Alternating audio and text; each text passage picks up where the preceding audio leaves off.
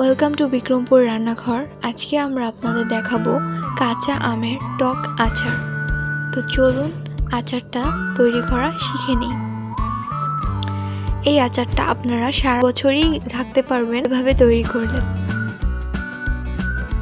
প্রথমে আমরা কড়াইতে তেল নিয়ে নিয়েছি, এটাকে ভালো করে গরম হতে দিব।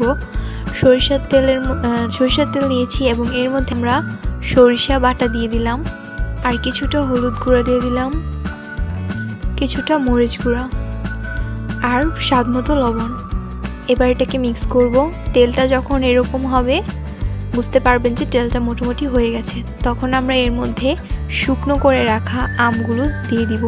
আমগুলোকে আমি কেটে হলুদ মরিচ মাখিয়ে তারপর কড়া রোদে শুকিয়ে নিয়েছি। কিছুক্ষণ এভাবে মিক্স করতে থাকবো যাতে আমের মধ্যে তেলটা ভালোভাবে অ্যাডজাস্ট হয়ে যায়।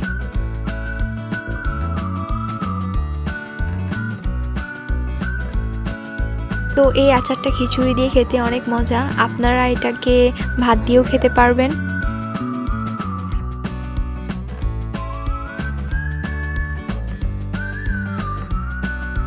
এটাকে ভালো করে একটু হতে দিব যাতে এটার মধ্যে কোনো পানি না থেকে যায়।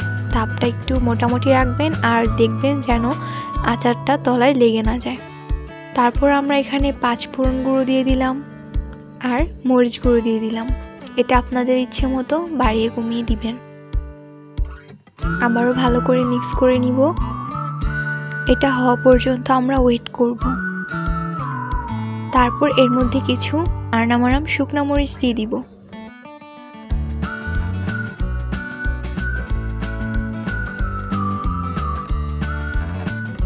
তারপর আমরা এখানে রসুন দিয়ে দিব।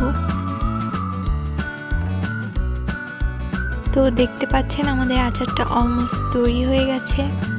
এটা থেকে অনেক সুন্দর স্মেল বেরিয়ে আসছে।